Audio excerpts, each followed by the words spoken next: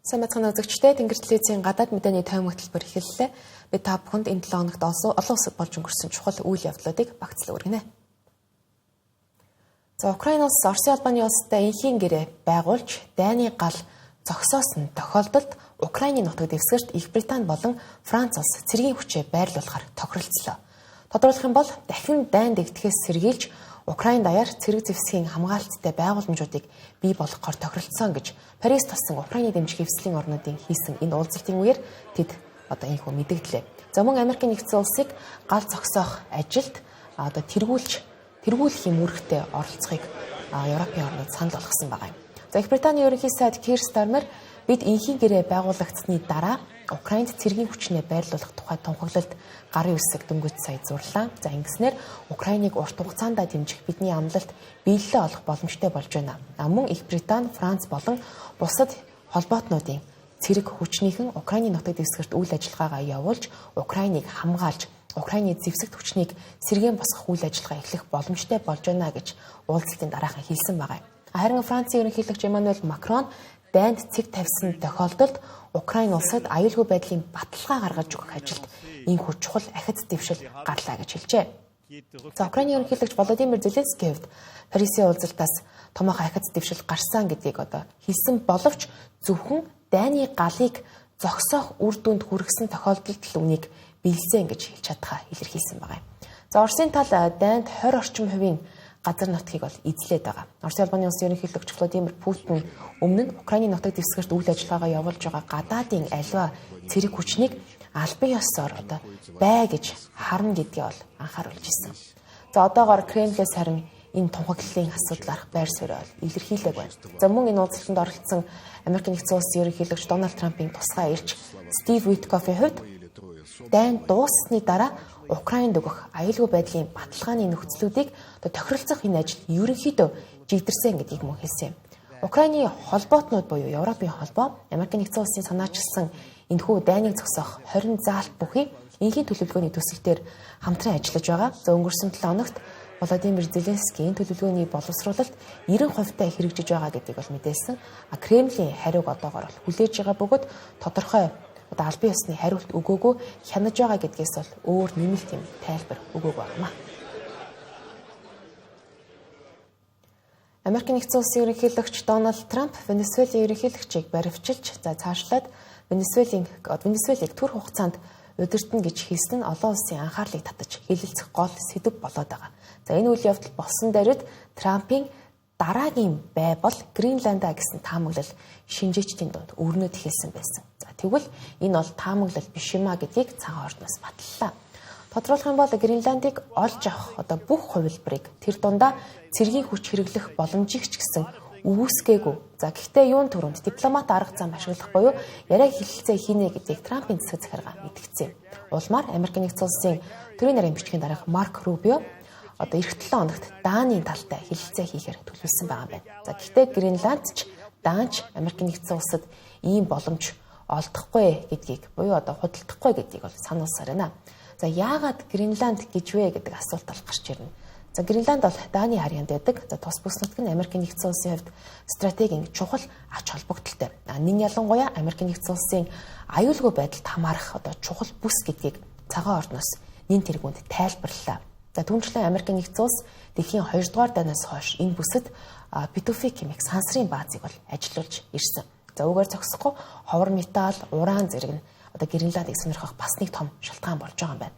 За Хойд Америк болон Арктикийн хооронд Гренландд байрладаг учраас Пуужингийн довтлогоог эрт илрүүлэх, тус бүс нутагт зорчих энэ хөлөг онгоцуудыг хянахад бас юм маш тохиромжтой юм стратегийн чухал ач холбогдол бүхий байршилтай гэсэн үг. За хүйтэн дайны үед Америкийн нэгдсэн улс Гренландд цөмийн пуужин байрлуулах гэж байсан ч гэсэн техникийн асуудал болоод Дааны эсэргүүцлийн улмаас бас чадаагүй байдаг. Цагаан ордны Гренландыг худалдан авах гэсэн мэдэгдлийн хариу тарин Европын хэд хэдэн улс Даан улсын талд байгаа гэдгийг илэрхийлж энэ бол зөвхөн Даан хийгээд Гренландын мэдэх асуудал юм а гэсэн байр суурь илэрхийлж байна. За тэд Арктикийн энэ бүс нутгийн асуудлыг НАТО хамтын хэлэлцээний үр дүнд шийдэх ёстой болохоос зөвхөн Америкийн нэгдсэн улс дангаараа шийдэх асуудал биш юм а гэж үзэж байгаа юм. Гренландын тухайд дэлхийн хамгийн том арал бөгөөд 2.2 сая квадрат километр газар нутагтай. За энэ нь Германы газар нутгаас даруй 6 дахин том гэсэн үг. За хүн амын хувьд бол нягтршил бага, ойролцоогоор 56,000 гаруй уугуул иргэд бол голчлон оршин суудаг. За оршин суудаг хүмүүсийн хувьд харин Америк нэгдсэн улсыг эсэргүүцэж байгаа ч бас нэг колоничлогчоос нөгөө рүү шилжиж байна ч гэж харах хэсэг байна гэдгийг гадны хэвлэлд бол мэдээлж байгаа юм. За хамгийн сүүлийн үеийн мэдээлэлээр гэхэд Америк нэгдсэн улс Гренландын оршин суугчдад нэг удаагийн нөхөн төлбөр өгөх боломжийн талаар хэлэлцэж байгаа гэсэн мэдээлэл бол гарсан байгаа. Тухайлах юм бол Гренландын нэг иргэнд 10-аас 100 мянган Америк доллар өгч магадгүй гэдгийг бол их сурвалжууд мэдээлж байгаа юм а. Орос улбаны улсын далбаан дор Венесуелийн газрын тосыг тээвэрлэж явсан хөлөг онгоцыг хураан авсан гэдгээ Америк нэгдсэн улсын иргэн хамгаалтын албаныхан мэдгдлээ.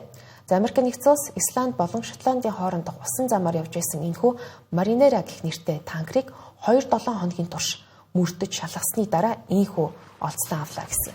За энэхүү ажиллагаанд Их Британий хааны Тэнгисийн цэргийн хүчин агаарын дэмжлэг үзүүлсэн байна. За энэ хөлөг анх Бела 1 гэдэг нэртэй байснаа энэхүү Маринера гэж нэрээ өөрчилсөн. За хэдийн Орос улбаны улсын тал энэ хөлгийг хамгаалахаар хөдөлсөн ч гэсэн амжаагүй байгаа юм.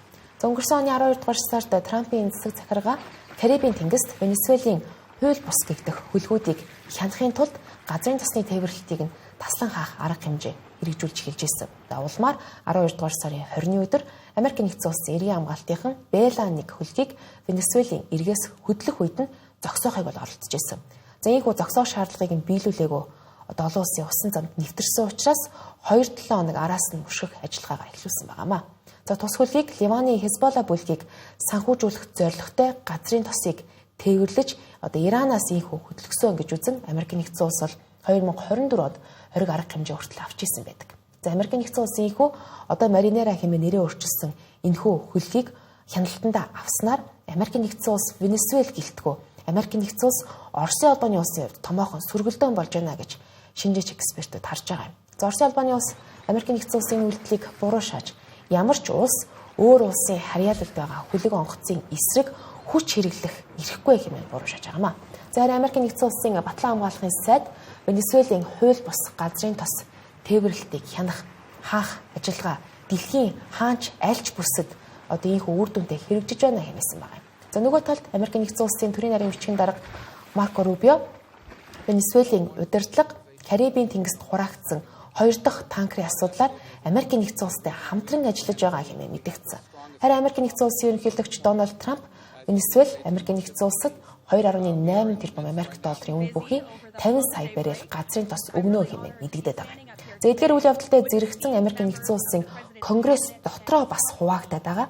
За Конгрессийн дээд танхим буюу Сенат эх 7 хоногт Венесуэл дахь цэргийн ажиллагааг үргэлжлүүлэхийг хориглох тогтоолын талаар санал хураалт явуулахаар төлөвлөж байгаа юм байна. За арчилсан намынхан энэ ажиллагаанд хичнээн цэрэг Америк цэрэг оролцож байгаа, хэр их зардал гарч байгааг бол тайлбарлахыг шаардж байгаа юм.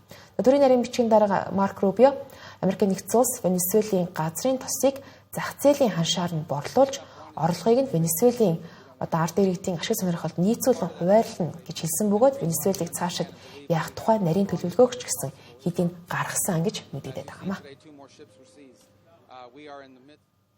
Энэ 7 хоногт дэлхийд дахина гадаад харилцаанд анхаарал татсан чухал уулзалт бол мэдээж хэрэг бүгд найрамдах Солонгос улсын ерөнхийлөгч Lee Jae-myung бүгд найрамдах Хятад ард улсад хийсэн төрийн альчлаа. За тэрээр 4 хоногийн төрийн альчлалыг бол хийсэн. За өмнөх ерөнхийлөгч Юн Сук-ёлоос ялгаатай нь Lee Jae-myung нь бүгд найрамдах Хятад ард улстай харилцаагаа сайжруулах, бэхжүүлэх ийм бодлого баримталж байна. Юн Сук-ёлын хувьд Америк нэгдсэн улстай илүү холбоотны түвшинд байх гадаад бодлого баримталж ерөнхийлөгч Жо Байдентай хэд хэдэн удаа уулзаж Америк нэгдсэн улсад хүртэл альчилж байсан. За түүний засаглалын үед Солонгос Хятадын харилцаа ерөнхийдөө муудсан гэхэд ч бол буруутахгүй. Lee Jae-myung-ийн хувьд харин 6 жилийн дараа бүгд найрамдах Солонгос улсын ерөнхийлөгч бүгд найрамдах Хятад ард улсад альчилж байгаа үйл явдал болж байгаа юм. За арай өнгөрсөн 11-р сард бүс нутгийн дэд хэмжээний уулзалтын үеэр Ши Жинпин өмнөд Солонгост альчилж ерөнхийлөгч Lee Jae-myung түүнийг бол ихэд найрсаг хүлээн авч уулзж байсан. За энэ удаагийн Хятад дахь Lee Jae-myung-ийн альчлалын зорилго нь бүс нутгийн аюулгүй байдлыг хангах, мөн Хятадд албан бусаар хориглогдоод байгаа Солонгос соёлыг сэргээх асуудлууд дээр төвлөрөх байв. За бүгд найрамдах Солонгос улсын хувьд Японы адилаар Америкийн нэгдсэн улстай аюулгүй байдлын түвшинд хамтын ажиллагаатай. Гэхдээ Хятадтай эдийн засгийн хувьд мөн чухал харилцаатай. Тиймээс EJM, SK Group, Samsung Electronics тэргүүтээ улсынхаа бизнесийн томоохон төлөөллөлтөд хамт Хятадд айлчилсан байнамаа. За хоёр тал худалдаа, технологи, хүрээлэн буй орчны олон хамтын ажиллагаанд гарын үсэг зурсан. Ши Жинпин олон улсын нөхцөл байдал улмал ээдрээтэй төвөгтэй болж байгаа гэдгийг онцолсон. EJM-ийн хувьд харин Хятадтай харилцаагаа эрчимтэй сайжруулж байгаа нь ойрын холбоотон болох Япон. За мөн Хятадын дундуур ийм эрсдэлтэй алхам хийж байгаа явдал юм а гэж энэ тайлбарлаж байгаа. Өөрөөр хэлбэл бүгд найрамдах Солонгос улс, Япон улстай, Америкийн нэгдсэн улстай холбоотой орнууд хамтын ажиллагаатай. Гэхдээ Хятадтай энэхүү ерөнхийлөгч болсноос хойш харилцаагаа сайжруулж эхэлж байгаа нь бүгд найрамдах Солонгос улсыг эдгээр улсын дунд ийм эрсдэлтэй хэцүү нөхцөл байдалд оруулж байна гэж тайлбарлаж байгаа юм. За Японы ерөнхий сайд Такеичи Санаигийн хувьд Америкийн нэгдсэн улстай илүү найрсаг байх бодлого баримтлаад зогсохгүй өнгөрсөн оны сүүлээр Тайваны асуудлаас болоод Хятад-Японы харилцаа бол муудаад байгаа. За Ши Жинпин EJM-ийг стратегийн оновчтой ийм сонголт хийж түүхийн хувьд зөв талдаа зогсохыг хэлсэн гэж Цинхуаг агентлагт мэдээлсэн байгаа юм. За Бүгд нутгийн аюулгүй байдлын тухайд харин бүгд найрамдах ардчилсан Солонгос ард улстай яриа хэлэлцээгээс сэргээхийн ач холбогдлын талаар хоёр тал санал бодлоо хуваалцаж Солонгосын хойгт инх тайван тогтоох арга замыг сүйвчлэхээр тохиролцоо гэж албаны мэдээнүүд гарсан. За цаг 30 минут үргэлжилсэн дээд хэмжээний уулзалтын үеэр EJM Пиньонд яриа хэлэлцээ хийх ямар ч шинж тэмдэг бол байхгүй байгаа. За ийм цаг үед бүгд найрамдах ардчилсан Солонгос ард улсыг хэлэлцээний ширээний ард дахин суулгахын тулд Хятад улстай хамтран ажиллах нь чухал юм а гэдгийг бол онцлсан байгаа юм. За түүнчлэн Солонгосын хойг тогтвортой амар тайван байх нь хоёр улсын ашиг сонирхолд нийцнэ гэдэгт EJM болон Ши Жинпин хоёулаа санал нэгдсэн бөгөөд бүгд найрамдах Хятад ард улс, бүгд найрамдах Солонгос улсыг энэ зорилгодоо хүрэхэд нь үр дүнтэй, зорилготой юм үүрэг гүйцэтгэхэд билээ ингэж баталгаа гаргасан гэж албаны мэдээлэлд гарсан байгаа юм.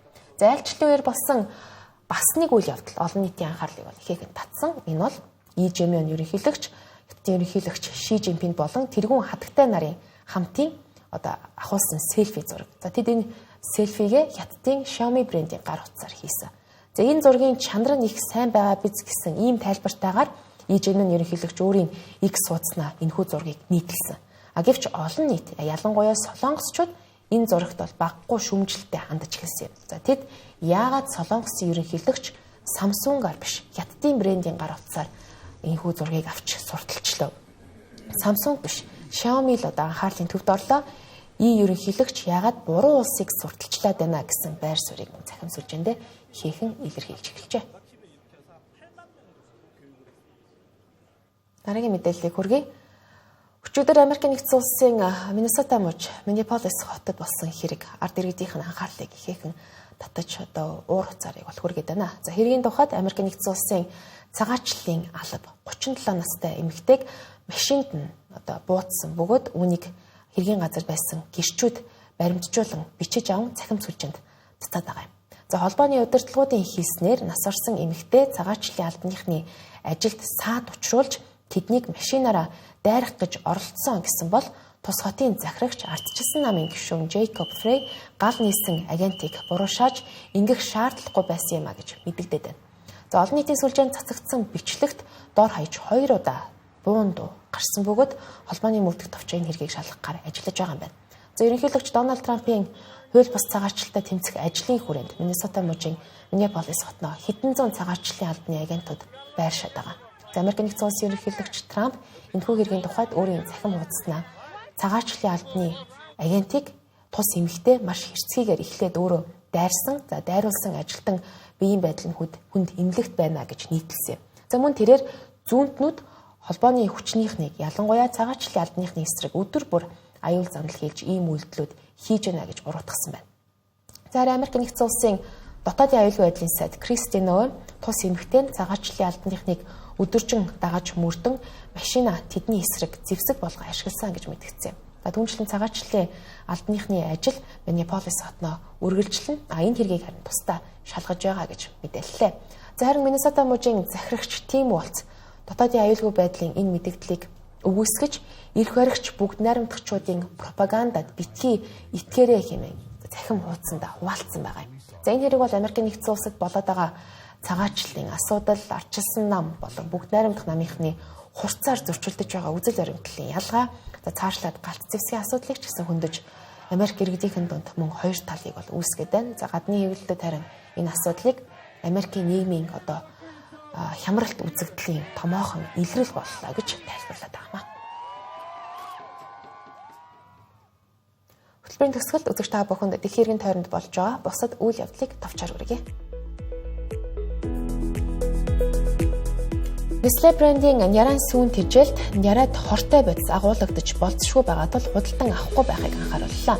Тодорхойлох юм бол тус бүтээгдэхүүнд цирулит хэмээх нянгийн гаралтай хорт бодис агуулгадж байж болцшгүй байна. За энэ бодис нь хордлого болох үйл явцыг түргэтгэж, бөөлжих, ходоод базлах зэрэг зөвөр үүсгдэг байна. За Европын зарим улсад зах зээлээс нь хэдийн татах арга хэмжээ хүртэл аваад эхэлжээ.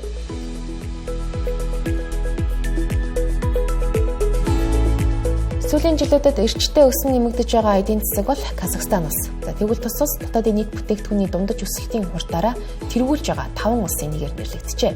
Олон улсын валютын сангийн мэдээлснээр Казахстаны эдийн засаг Төв Азид тэргүүлж байгаа бөгөөд дотоодын нийт бүтээгдэхүүний өсөлт нь 5.6% гэсэн үзүүлэлттэй байна. За Хятад, Энэтхэг, Бангладеш, Вьетнам зэрэг улсуудын мөн үзүүлэлт нэмэгдсэн гэдгийг туссангаас мэдээллээ.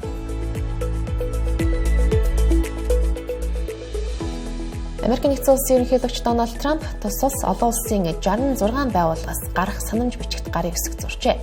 Үүний тал нь нэгдсэн үндэсний байгууллагын бүтцэд багтдаг байгууллагууд харийн агентлагууд байна. За шалтгаан нь эдгээр байгууллагад байх нь Америкийн нэгдсэн улсын эрх ашигт хамаарахгүй байна гэж тайлбарласан байгаа. Одоогоор байгууллагуудын нэрийг тодорхой дурдаагүй байгаа ч гэсэн голлон уур амьсгалын өөрчлөлт, засаглалын чиглэлээр үйл ажиллагаа явуулдаг байгууллагууд багтсан гэдгийг хэвлэлд мэдээлж байна.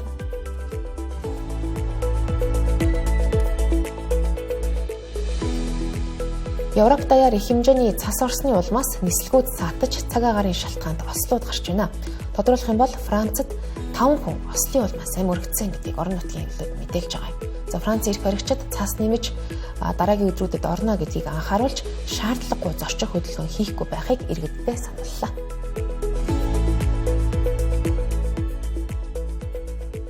Үзэгч та бүхэнд Тэнгэр телевизийн гадаад мэдээний тайм хөтөлбөр хүрлээ. Дараа 7 хоногт уулзтлаа. Түр баяртай.